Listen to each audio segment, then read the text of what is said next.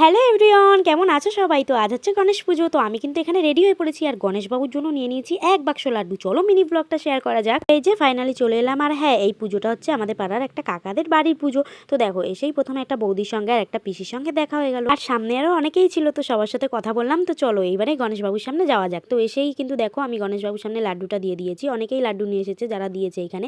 আর আমার কাছে কিন্তু গণেশবাবুর নামটা ছাড়া মোদকবাবু বলে খুব ভালো শোনায়, যেহেতু গণেশবাবুর সবচাইতে প্রিয় খাবার হচ্ছে মোদক। তাই আর এদিকে কিন্তু এই ভাইটা আর একটা দিদি মিলে প্রদীপটাকে জ্বালাচ্ছে। যেহেতু ঠাকুরমশাই এখন সন্ধ্যা আরতি করছে, সেজন্য যত তাড়াতাড়ি সম্ভব এই প্রদীপটাকে জ্বালাতে পারলে ভালো হয়।